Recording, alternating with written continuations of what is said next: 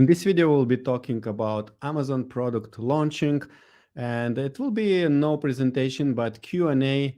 And during this session, you are able to ask questions. If you're watching live, you can ask them live. If you're watching the recording, feel free to leave your questions in the comments if you will not get answers during this session. And in this session, my guest will be Norm Farrar. And before I introduce you the speaker, I wanted to mention that this event or this video is part of Seller Fest online virtual event. And this event is sponsored by two great companies. They are specializing in two different things. Getida is specializing in Amazon FBA reimbursements. They can maximize the reimbursements for you, no matter how big or small you are on Amazon. So they can help you to get money back, which Amazon owes you.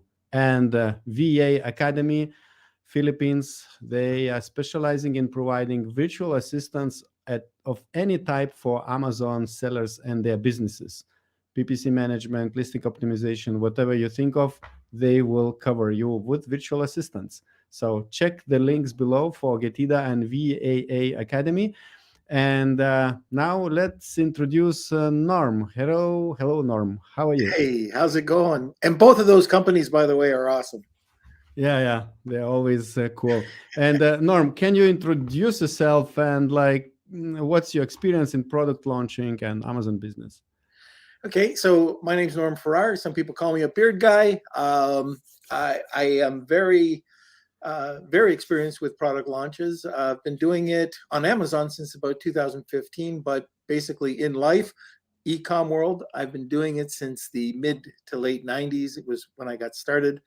And doing anywhere from tangible products to intangible products, like different products and services.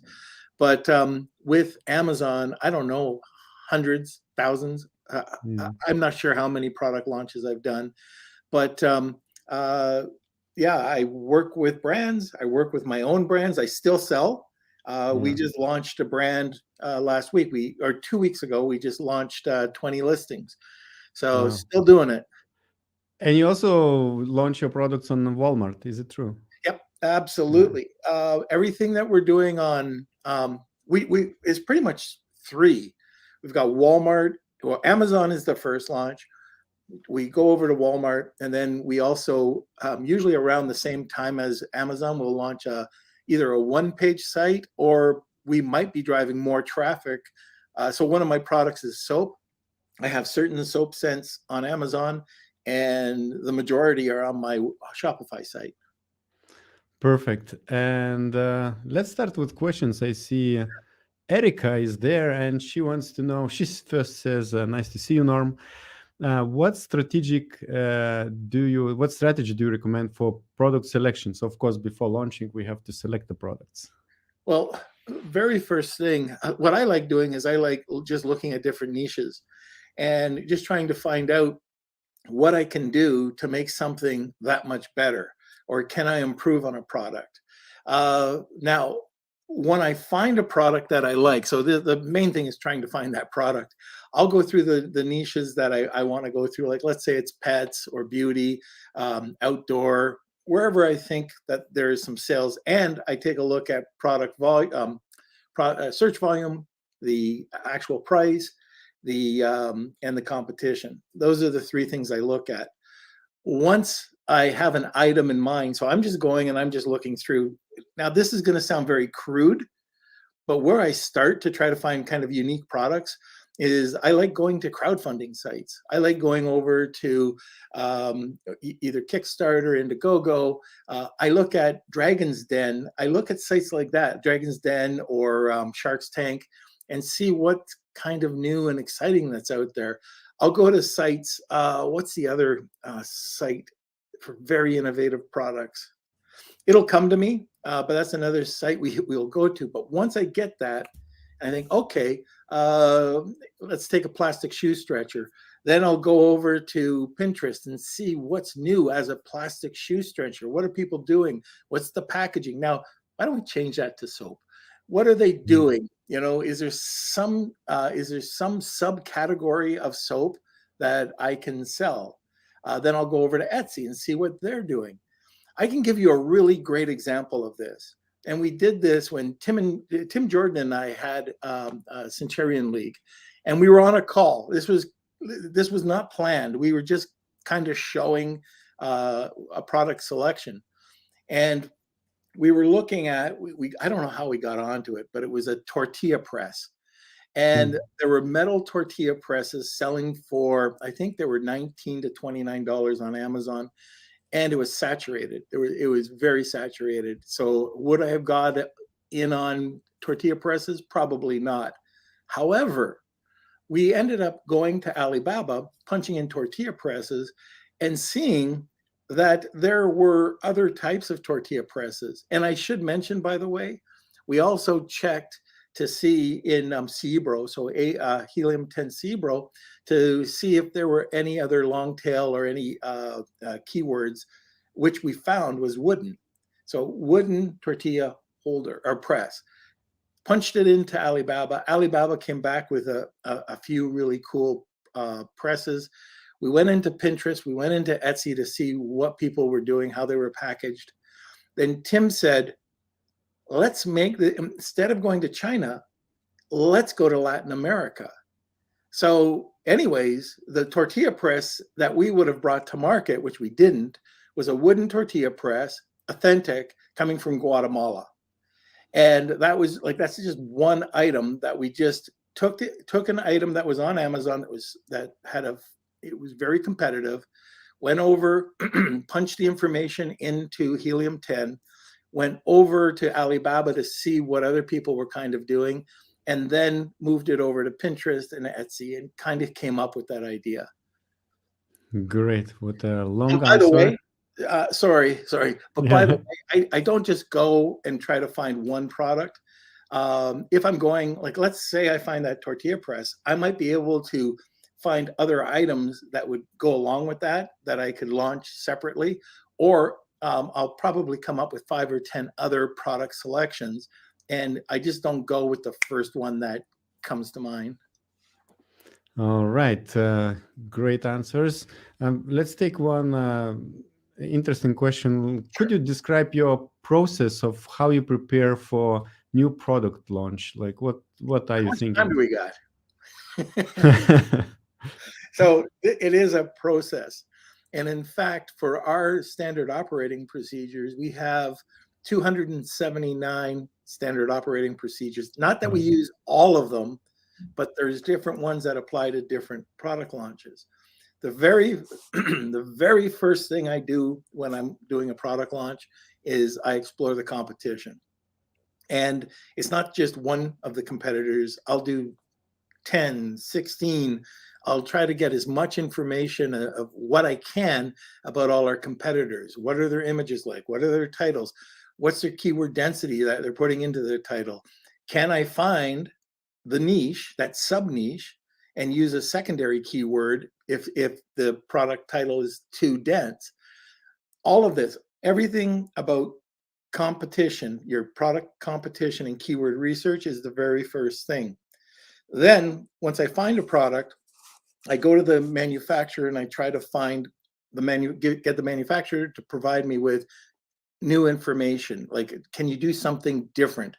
I talk about a knife a lot, where it's 67 layers of steel, Damascus steel, and it's a layered knife. We wanted to come up with something different, Damascus steel, so it's hammered. It looks completely different, but has a higher perceived value. Once I get everything into the warehouse and we're about to go to Amazon, I do a pre-launch. 100% of the time, do a pre-launch. So what does that mean? Well, I'll either do videos, I'll go to Billy-O and get them to, do very inexpensive, like it's 89 to just over $100 to get a really cool video. I'll split that video into screenshots. I'll start to build up my social media accounts, so I make sure that that's taken care of. I have a one-page website most of the time. A lot of the times, like, I could spend money if it's a big launch, but usually I'll just put it into a one-pager. I'll do a really, really good press release, so people, when they type it out, they can see that it's been picked up on the wire. And then I start to build content. So this is all pre-launch. And on that website, by the way, the content that I'm putting there is really high quality content. Now, if it's a larger launch, I'll also build out my Google Business Profile. And Google Business Profile, I can go on forever on that, but it helps with ranking juice, and it helps provide and index content right back to Amazon. It can go to Walmart, it could go to your Shopify account, it could go wherever you want it to go, and it index immediately. So this is all stuff that I do prior. Then when it comes to the actual launch, I make sure that everything is perfect. So I can go and it's funny, I've got something up right now, and I wasn't quite sure what we were going to be talking about, but this is just something I have on my desk about different things that we do to make sure that we optimize. So images is one thing, making sure your slide deck is unique. So unique being split testing the images, making sure that the right image is on your product. So you want to make sure that you get the right results. Secondly, you want to take multiple images, right? So it might be the product by itself, product with packaging, product with the cap off, product filling. Like, let's say your image, everybody else fills the screen. You might just want to make it a little bit smaller so it draws the attention. Something, again, in the pre-launch might be the color of the packaging. If everybody has black packaging, make yours black with a yellow stripe, or make it a completely different color. So these are the first steps. Then you can go down and make sure that you have, I would suggest, not you have to, benefits. What pain points are you solving? Make sure that if you have ingredients or name the key ingredients, or maybe showing somebody using it like a user generated or lifestyle, but make sure that they're happy. Make sure that they're actually liking using your product. Have a very inexpensive video that you can put up there. There's all sorts of video production companies out there. Amazon actually has video templates that you can use and produce very inexpensive videos. So that's the first thing. Title optimization, I think we all know about. Do you do like a full-length title? Do you keyword stuff? Do you do a short title? Right now, I like putting probably 2 to 3 keyword phrases, and I try to mix that with some sort of engaging content that might reflect a benefit, or it just makes it easier to read. And I'll give you an example. So with my soap product, it might be handmade lavender soap, or whatever keyword I'm going for at the front. Lavender natural soap infused with. So, oh, okay, and I know that with would probably be just a fluff word, but infused with essential oils, or handmade natural soap infused with lavender essential oil. It just makes it a little bit nicer to read. Right now I'm going with long titles, and I also am going with fairly long bullet points. I won't get into it, but I put the benefit up front and then feature search terms. One of the main things I do, and Vanessa Hung can talk all day for weeks about this, but the importance of filling out your flat files.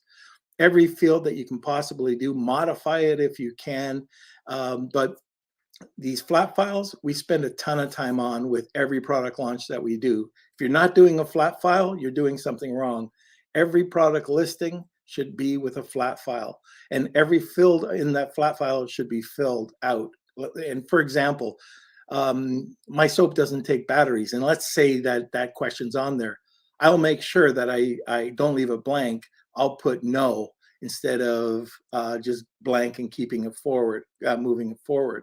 Also with this, if you're in multiple countries like Canada, US, Mexico, I want to make sure that all of these fields are filled out for all countries, because that's a way that some hijackers can go through. Another area that I spend a lot of time with is my A+ content. So A+ content, for example, we want to make that engaging. So we've spent really great money. I've got this non-alcoholic spirit that I work with, and really great photography, really great social media information. The user-generated content that's used there, we can use in the A+ page. But more importantly, we want to keep them on the page. So what did we do? We came up with recipes.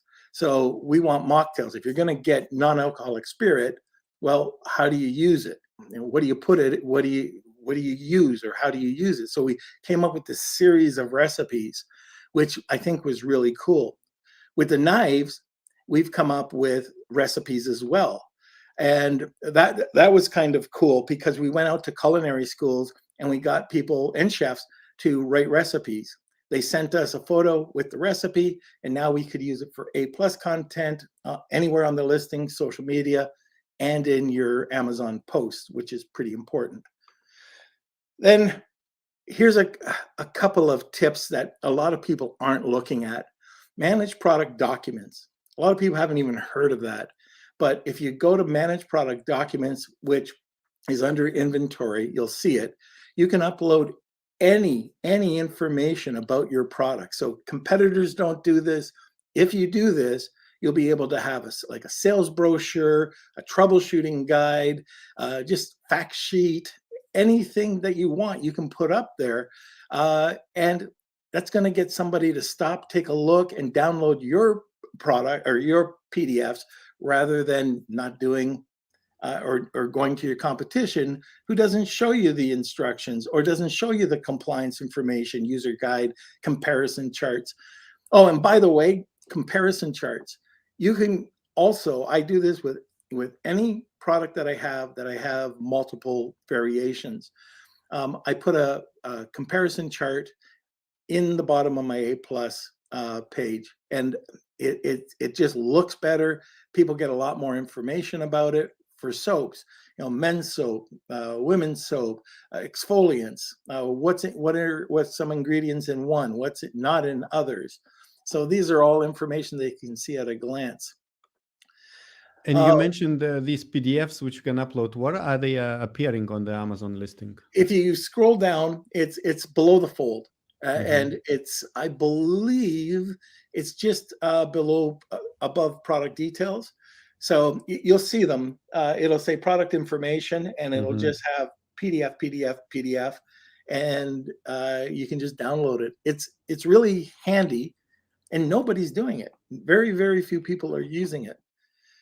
Now, one of the most important things that I think that people are missing out on are the it's entry into launch. And if I know I'm going to be long-winded on this. I don't want this. I'm going to try to shorten this up. Every product that you launch, every search that you do on Amazon, you're going to see 3 tiers of pricing. You're going to see the low, just move volume. You'll make pennies, but it's just volume driven. And then there'll be the mid tier, and then you'll have the highest perceived value. And like for Dead Sea Mud, for example, Dead Sea Mud at the low tier is $6 to $7, up to $14, and it's in a plastic ugly jar, and it's 8 to 16 ounces. The mid-range, which is packaged nicer, that you could see that there's been more time spent on the listings, is ranging from around $24-ish to $44 to $48. And then it jumps to a much higher rate, which is $75 to $95. I think, no, yeah, $75, $78 to $95. Here's the difference. The bottom one is the same Dead Sea. It's the same Dead Sea, like it's Dead Sea Mud. So you're putting it into a jar, and one is moving it just for nickels and dimes, $6.78. That was the lowest price I saw when I did this. And you've got the top, which is $95 for 3.5 ounces. Now it's a brand, and people trust it. Again, authority equals trust equals sales. So if I'm looking at this, here's the trick. You go out and let's say that you put a lot of effort into your packaging and the look, and you want to come out at that top tier, and you're $78. Okay, so that's kind of where you're going to go out. I would make a digital coupon that brings it down to the level of that high top second tier. So if that tier is $48, $44 to $48, I'll drop it down into that during the launch. And that's with a digital coupon. So what people psychologically are doing is they're saying, oh, okay, this stuff at the bottom is crap. This one is, the second tier looks okay. The third one, wow, look at all these ones from 78 to 95. And that price point changes all the time. So with Dead Sea Mud, it fluctuates quite a bit. And even between level 2 and 3, there's a lot of different price variations. But that's what I saw. And so I would probably come out at $78. And sorry, I would come out at $48. It's a dramatic drop, but just to get the movement going, the reason I would do this is there's tons of margin built in. Plus, when you're doing it, it's psychological. People are looking at it and they're going, oh, okay, this second tier, this psychological second tier, it's showing that there's a significant drop. There's a $30 coupon or $20 coupon. You're going to hit this during your launch and you're going to get sales. Now you can do price optimization all day long afterwards, but I would definitely be looking at doing something like that. I also do a coupon stack. I do a coupon stack with very low percentage. I don't go crazy with them. It might be anywhere from 2%, as high as maybe 10. I've done it as high as 15, but that's on multiple sales. So first thing, you mentioned video servers to create videos, and Steph is asking which company do you use for video? Was it Billo, this one? Billo, yep. Billo is great. What it is it's a service that you can use very inexpensively. You set up your campaign and you can buy one, or they have a 5-pack or a 10-pack. And I'm blown away with the quality of the videos. They're not influencer video. You're not going to say, put this on your influencer network.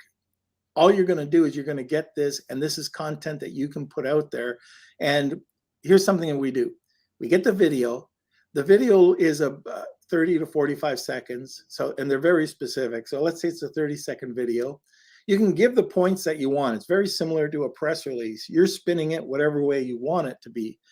And then I take screenshots. So now instead of one video, I've got a video. I've got a snippet of a video. So usually 3 points that I can use, 10 seconds long. And I have anywhere from 3 to 5 screen captures that I can use.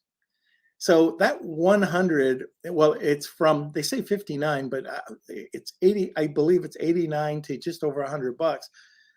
It's super affordable. And you could just use that to, put on your Shopify page, or even put in some of this information into Amazon. It looks great. It looks professional, and it's dirt cheap. All right. Yeah, actually, I am from a small country, Lithuania, and Billo is actually started in Lithuania as well. So it's like my wife is Lithuanian. Your wife? Yeah. Really? Yeah. She her parents came from Lithuania. Yeah, so she's an honorary Lithuanian. All right. Nice. Okay. Let's see. Barry says, your bird is incredible. How long did it take you to grow it? Well, this, I get it trimmed all the time, but this is it takes about 2 years to get to here. But I did burn it off making hamburgers one day. The flame came right in the middle, and it almost took 1.5 years, 2 years for that part of it to grow back. I look like Yosemite Sam. I don't know if you know what that is, but it's a cartoon character that had a funky beard, and I was wearing a funky beard for a while. All right. So Barry has a second question. What is your ad campaign strategy for product launches, and how quickly do you start to negative exact keywords? Well, this has changed over the years. One of the things that we've been doing, and can't talk I can't talk as an expert in PPC. I know what our team does. I know one of the things that they do is they really put a lot of emphasis on auto campaigns now, where before it was kind of like a catch-all. Right now we use it, we still bid high, we get our data, and then we keep it going. And we find that in some cases, our automatic campaigns are extremely profitable. Now, we don't go out with broad match or phrase match during the initial launch. We're typically going out with exact match and just seeing what we feel the campaign has been optimized for. I mean, if that starts to suck, then we can always change it and move that back. But we're using a lot of video campaigns. We want to make sure, and that's from what I'm told when I see our reports, is the video campaigns are the ones that are really making it right now. I can tell you one thing that a lot of people don't do. One of the things that I highly recommend is brand defense. And what I mean is you build in your keywords with your brand in front of it. So let's say it's Dove soap, like Dove natural soap. Yeah, that's not going to happen. But Dove natural soap, you know, and then you can start promoting it, and you promote it everywhere you can. So what'll happen? It kind of sucks, but it gets more expensive, or it'll get more expensive the more popular your brand becomes, and people are going to try to bid you up on it, and it can hit you kind of hard. But if you're the only thing people see and you're defending your brand, we've always had really good success with that. And we've spent, like on one of our pet products, we've spent a ton of money on making sure that our brand defense is 100% rock solid. Next question by Steph. How can I position my company from the start for exiting? So they want to sell their company. And what's your advice? That's a really great question, because your start when you're building a brand, and if you're like you can leave it. A lot of times, a lot of people, I bet you a lot of Amazon sellers started out as a side hustle, weren't expecting to sell, they're just going to leave it to the kids or whatever, and then all of a sudden Amazon became a real business. And if you're at that position, so if I were to bring out a brand, I try to figure out from the day I get going, if I'm doing the competitive analysis and the stars are lining up, and I think this is worth getting into, I'll make sure that the brand, we start the exit from the beginning, or from the very beginning of, okay, let's do this. What do I need to do? So I try to check all these boxes, proper registration, the EIN number, so making sure that's all taken care of. But then getting into trademarks. If you have a patent, what are the IP, any type of IP that you could work with? So if it is patentable, get the thing patent so you can be unique, and you can, the words used quite a bit is put a moat around your business, right? So when you're selling your business, or you're trying to sell your business, you want to make it where you have a moat where you can defend that business, or competitors, it's hard for them to come in and sell that plastic shoe stretcher that everybody else has, or that silicone spatula that everybody else has. And I can tell you, like silicone shoe spatula, I've seen a company out there that I went, oh, this is incredible. The whole line of what they've come out with, it's going to be very tough to compete with that company if they wanted to exit. Like they would get easily, first of all, an extra 0 or 2 at the bottom, at the end of the day. It's positioned perfectly. So I'm kind of going down all sorts of rabbit holes here, but here's what I would do. make sure that you get all your IP taken care of, your company's set up properly. You go and you get set up with a bookkeeper that can take care of your bookkeeping for e-com, not just a random bookkeeper. They don't understand it, but somebody that can set up for e-com, and you get that in order. And then you get everything. For me, I like to do a business plan. I find that the businesses that I've done without a business plan are more likely to fail. If I know where I'm going and I know exactly what to do and I know exactly the outcome, then I can see if I'm on target or not. And if I'm hitting my goals or not, then I can change. The other thing is making sure that you get all your finances in order. Like, know your numbers. I know that kind of everybody says that, but just kind of understand the basics of it and read your financials every month. Like, just get a financial report, make sure that your cash flow is on track, make sure that cash flow for an exit is very important as well. So anyways, these are just a few things that you can do. And when you create a brand, make sure that you can go wide on your brand. So you always want to go wide. If somebody comes in, nobody's going to buy your business if you've got the greatest business in the world and you're now at the bell curve, you're starting to plateau. You've got to continually go like this. So one of the ways to continually go like this, even if one of your products is plateaued in sales, is to come out with other products that can complement your product or kind of stand on their own, but be in the same sort of niche as you. And so this is a way that you can continually grow your company. Another thing, if you're thinking about exit, is SOPs. Do it. Do a Loom video. Every time you do something that you're going to repeat, do a single Loom video, name it, and put it aside. And then when you have that second or third or fourth person, get them, train them properly on how to do a proper, it should be a policy and procedure. It's a policy, it's a process. Within the process, there's something called an SOP, which just nails the action and the screenshot, makes things really easy.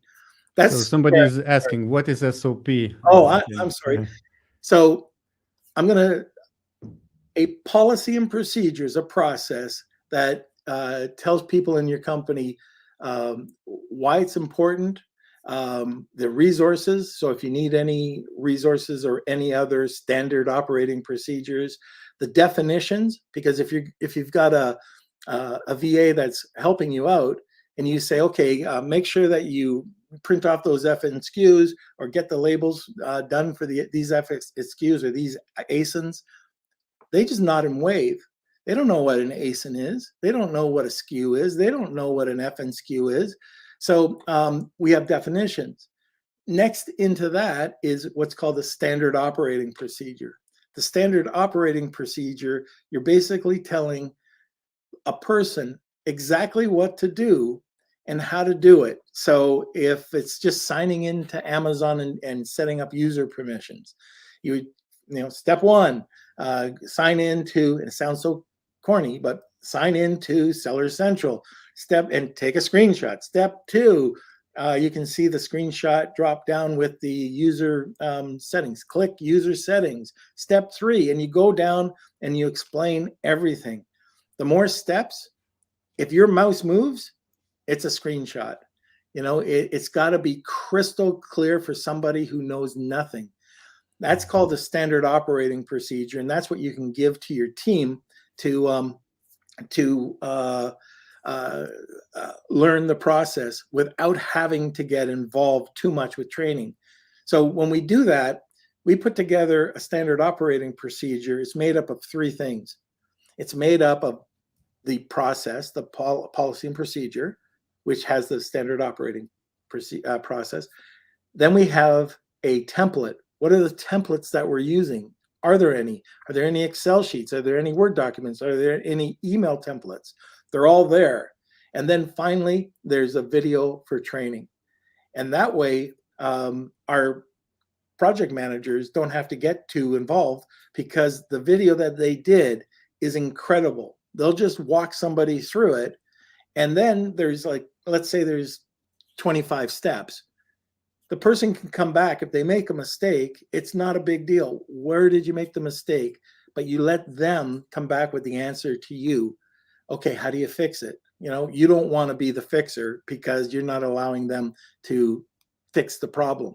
Now, if they come back with the wrong answer, then you can say, well, why don't we try it this way? But and then at the end of it, there's a reporting mechanism. So you've got your SOP, and then you want to know who's responsible for it and when does it have to be updated. And then you have the templates at the bottom that just show where they are. So I mean, that could be a whole hour in itself, SOPs, but that's very important when you're looking at selling your business too. It might not give you a higher valuation, but if you've got apples to apples, two companies, one has all their receipts and crap in a shoebox, and you come to them with 100 SOPs on where they can do or how they can do things, and you can hand that over to that company. Who are they going to buy, the shoebox or the SOP? So, all right, yeah, we have a few more questions. Actually, two people asking about South and Central America, how to find suppliers. Is there something like Alibaba there? And yeah, what about the logistics? Well, Latin, the whole Central and South America. Right now, Mexico, we had that the Mexico trip where we had a bunch of sourcing agents that worked for any of the people that wanted to get in touch with them. I can give you 2 or 3 sourcing agents that I know of that and I'm not making anything on this, but I could just point you over to people that know Mexico or know certain countries like Guatemala or in Colombia. Colombia is really making some great products right now. But between Mexico, Guatemala, and Colombia, there's some really great sourcing agents. I don't know of a directory that is like Alibaba. I know that they were planning on making an entry into Mexico, but I don't think that they've followed through on it. And now people will be asking, oh, how can they get in touch with these sourcing agents?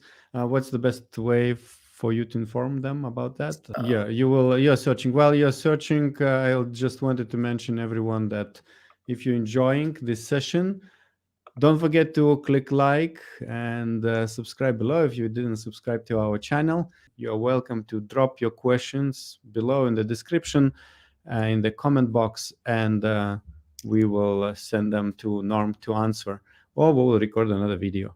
While Norm is finalizing the contact for sourcing in Central America, I wanted to mention that we also have a VIP package as an offer for those who are participating and watching SellerFest online sessions. And in this VIP package, we asked our SellerFest virtual event speakers to provide additional content, additional video with different, with additional value which you can get. And all these videos are not available anywhere public. So in order to access them, you need to, of course, upgrade to invest a little bit. So whenever you will invest, you will get additional information from, let's say, Brian Johnson, who will tell you how to get more profit by doubling your conversion when you are doing some things which are different from competitors. Or, for example, Daniel can tell you how to, again, increase the conversion and profit by working with organic keywords. And there are a lot of really good sessions. For example, Gilat is explaining how to find the VAs in Philippines for your businesses, and so on and so on. So you will find the link below in the description for if you're interested to upgrade to VIP package. And meanwhile, let's see if Norma found anything. Okay. Yeah, we got it. So I will display it on the screen right now. Okay. So yeah, this guy can help you to find products in Central America, correct? Yeah, yep. And I think oh no, yeah, that's his proper spelling. I thought I spelt it wrong. But anyways, he's awesome, and he'll go up to bat with you and find you any product he can. A question from the audience: if you have a limited budget, like 2,000 after purchasing and transportation, what would be your priorities next? A plus content, PPC, hiring professionals, get VAs. Well, I'd have to, and I know Kevin King talks about this a lot. Cash flow, and cash flow is everything. If at the end of the day your product comes in, your landed cost is not within. I usually will take 4 times landed cost, but if it doesn't make when you're planning this, it's you got to make sure that that $2,000 is something that you can invest in advertising or marketing. Now, the reason I'm saying be careful, I've had this happen to a company that I told that exact statement to. They had a home run. They had to order double the inventory, then double the inventory. By the time their 4th doubling of inventory came, they were broke. They couldn't do it. I ended up buying the brand from them. So you have to be careful that you can finance. If you know, it's okay if you sell some at the beginning and you're learning and you're what I call paying your Amazon tax. But if this all of a sudden takes off and there's quite a few sales and now you're ordering more sales, you've got to have a strategy for that. And there are inventory strategies out there that can definitely help you stretch out that cash. But what I'm looking for is I've got to get sales now. So where are you going to put your money? You can put it into PPC, which I think is a smart idea. You have to see whether some other things are done. Now, for me, I might be a little bit different on a $2,000 budget, which is very tight. I would probably be looking at some PPC, just work that way. I would forget spending anything on hiring professionals right now. Try it out yourself. Try to see if you can work it through. Now, if you're just watching a YouTube channel from 2016, I wouldn't do anything. You know, you're going to lose because everything's changed. But if you either taken a course or you understand Amazon, then being able to build out your listing, optimize your listing. Like some of the things here, adding Q&As doesn't cost you any money. And if you add Q&As with your keywords, you're going to have slightly, it'll be weighted a little bit higher. So you can get some extra push from Amazon because you've got information in your Q&As. Related videos, you could put those below videos right there. And for $100, like I was saying, you could get them to maybe make a 1-minute one and tell them to talk about different things for 15 seconds, and then just put 5 or 10 videos in there. It might cost you a few $100s, but I think it would be well worth it because you'll get a lot of social media out of it as well. Your A+ page, I like A+. It really allows people to see your product, come to life. Are you getting a lot more conversions? Well, probably if it's done properly. Plus, you get that extra, like with the meta data in the back, you can get extra keywords, and you can put those in, and up to 100 characters per image. So that gives you a little bit extra push, and that doesn't have to cost you a lot of money. There's companies out there that do A+ content very inexpensive, like AMZ OneStep, very inexpensive for something like that. Let's see, Amazon's own tools for listing optimization. So you've got the listing optimizer, you've got the growth opportunity. These are tools that can say, oh, you'll get an extra $1,000 or $2,000 a month out of a product just by changing a few things around. So before you go and start throwing money, I would consider inventory management, so cash flow. I would spend a little, but make your product as optimized as possible. And for me, and I know a lot of people here are going to cringe when they hear this, but Amazon Posts, Amazon Live are two things that I would invest in. I would try to get, going back to the Billo, get those screenshots or the captures and put them on post, use your social media, get people, like when you're sending out your product in an insert, do an insert up properly and get people to tag them using your product, and then start bringing in user-generated content. Posts are so important, and they convert so well over a period of time. So I hope I answered the question. Like $2,000 doesn't give you a lot, but I'd be putting it towards exposure, which is PPC and video. Perfect. Actually, Steph, he was asking a lot of questions. So he says like, wow, Norm, he's enjoying your presentation. Very good answers. Cool. Keith, how do you know what to improve on a product and how much more to charge? So basically, listening optimization, I guess. Very okay. Broad So question. Uh-oh. yeah, this comes back to checking out your competition, checking out the information. And this is where checking the Q&As and checking the reviews are going to tell you what people like about similar products or what they're looking for. I'm going to just use the plastic shoe stretcher, okay? So crappy little plastic shoe stretcher.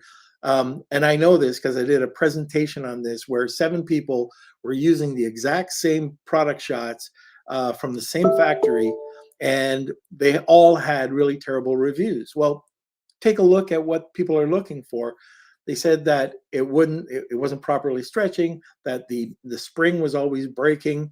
Okay, well, can you go back to the supplier and say, can we get a better spring? Can we get better plastic? Can we use different plastic, like a color? They're either black or they're red. Can we come up with a green? You can go to PickFu and say, what colors would people like in this plastic shoe stretcher? And you could also talk to the manufacturer or put a poll out there.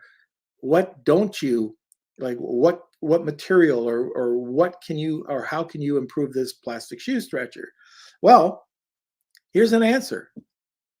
You can get a $3.99 plastic shoe stretcher that falls apart and is really crappy.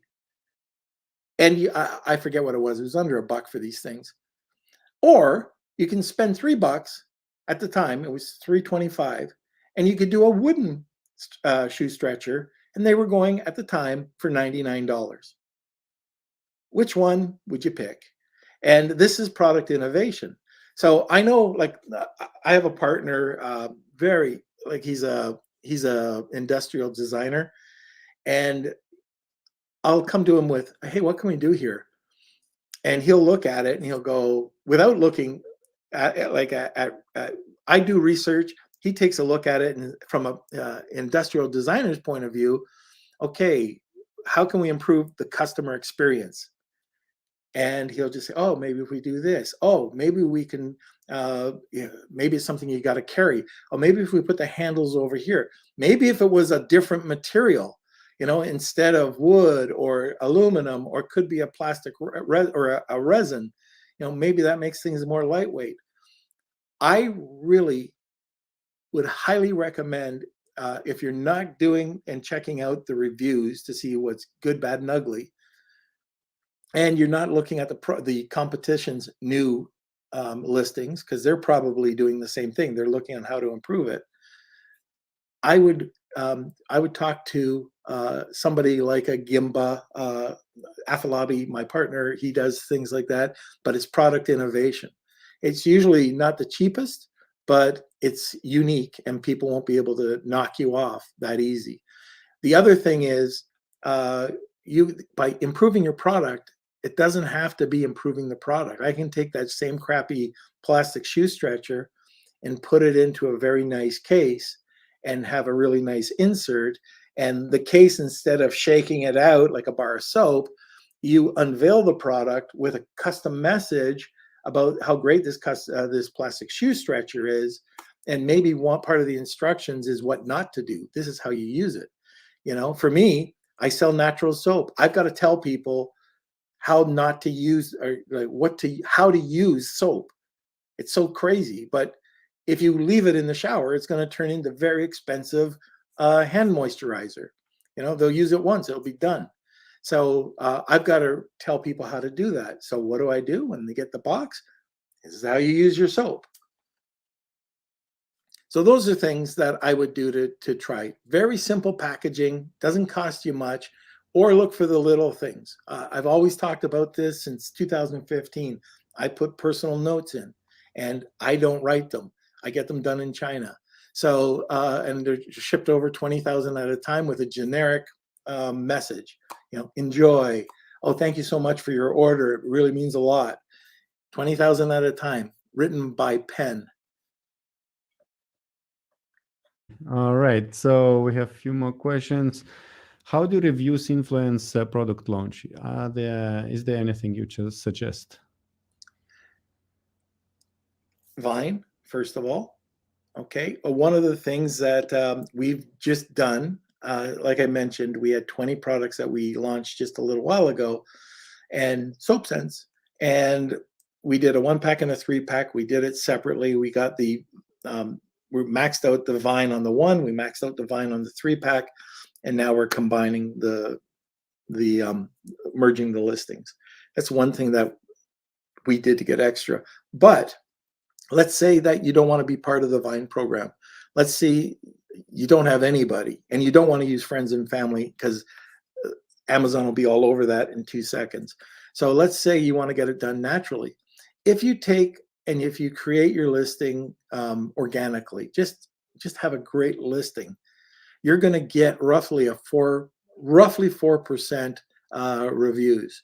So I've launched and I've been successful on review sites with very little to no reviews. So when I hear that you have to have 1,000 or 10,000 reviews, I kind of say, I don't know how important that is, because I've done it, and I've done it in so many different products that if the listing looks great, I don't know, it'll look nice if you've got 100 or 1,000 reviews. But at the end of the day, if you can get some people to try out the product, and by the way, I'll never just straight out ask. You can ask for a review, but it's just got to be done properly. But I will go out, like we use a service that every time an order is done, 7 days later, depending on the product, like if it's a supplement, it could be 30 days, but a request for a review goes out there. So that's one way that we chase for reviews. But organically it works well, and it doesn't cost anything. Incentivized reviews is gone. I lost 3,000 reviews on my 1 bar of soap back in 2017, 3,000, and I paid for them, which nowadays you can't do. Right. Question from Zishan.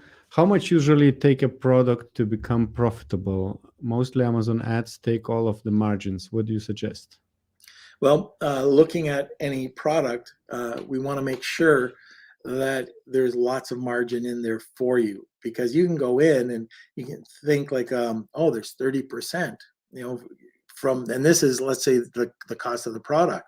Well, by the time you get the shipping put in, the Amazon fees put in, the warehousing fees put in, you pay for PPC, you pay for all of these costs, you're going to end up owing. So for our soap, for example, we know that it's going to cost X, and we can mark that up 10 times. And here's the secret: $10 bar of soap is not going to make profit. Okay, I'm going to get hit $4.65 from Amazon right off the bat. So how can you work smart? If you've got a smaller product, you can go into the small and light, so it saves you a couple of bucks. And we bundle. So we're bundling threes. Threes will get us way more leverage, We make way more profit off of that. And that's one thing you have to take a look at is, are you selling it out for enough? Going back to the question, sorry, I've gone on a different tangent here, but yeah, you've got to be able to make 3 times what the product, like the cost of goods is, at least. I wouldn't even say 3, I'd probably go 4 times your landed cost. And if you can get higher, even better. And there's lots of American suppliers and lots of American manufacturers, by the way, that you can do that with. And I am in those niches. So I'm talking about buying something for 2 and selling it for 19, stuff like that. Mm-hmm. It doesn't have to just come from China. All right. Lisa wants to know, when you reinvent a product, how do you protect your idea? Do you patent, or how do you avoid being copied? Yeah. So when you do it, you could get it patented right away, or start the process. Some people that I've talked to recently, I was just in Austin and we were talking about this, and you don't necessarily have to do this right away. You can, but it's going to cost. And like I said, I like owning my IP, but you might want to see, over a period of time, a very short period of time, because you don't have that long before it's in the marketplace. I think it's 1 year. I think it's 1 year before you can register. Your registration window is done. So if let's say that things are going well right off the bat, then if you're looking at spending money and starting to develop the product or the brand, then you can think about getting into a patent. It's a process, and then you don't. This is a major thing. Don't do it yourself. Don't go to somebody who's cheap.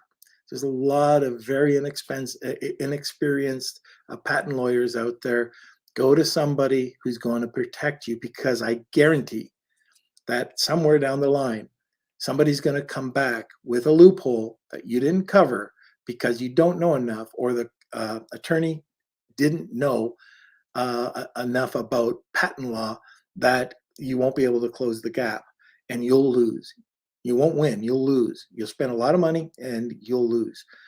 So I'd rather spend the money up front. This could be for a trademark, or it could be for a patent, and just get it done properly. And there's lots of, and I'm sure you've probably got a few good lawyers even in the show, but there's a lot of good ones out there. Perfect. One of the last questions: what freight forwarding do you use or recommend? I am so biased because I own a fulfillment center. So there's a lot of really good freight forwarding companies out there. I don't like. I use my own. So So what's your own? Is it for public? Yeah. So we have I think a few people might know that it's a sourcing and supply chain management company and a fulfillment center. That's Afalabi Orocon that runs it all. Awesome guy. He's also the guy that's the project, the design engineer. But he takes care of all the freight forwarding for us. So if you would like, I can give you Afalabi's email and you can talk to him. And he'd even recommend some companies for you. So I'm out of the loop there. Great. Amazing session. Lots of questions and lots of good insights. Thank you very much, Norm. Can you, one more time, remind us how can people follow you and what's the best way to find you online? Sure. You can email me at norm@amz, or for Canada and the UK, amz.club. So norm@amz.club. And if we have a podcast called Lunch with Norm every Monday, Wednesday, and Friday at noon Eastern Standard Time. You can always subscribe to the groups for that. This is the correct email, right? norm@amz.club. You got it. That's it. Yeah, good. So thank you very much, Norm, and see you next time. Thank you very much. All right. We'll see you later. Have a good one. See you. Bye-bye. Bye. And now I would like to invite you to watch other video with Bradley Sutton, where he is talking about honeymoon period for Amazon products, which are just launched on Amazon Marketplace. So check this video as well.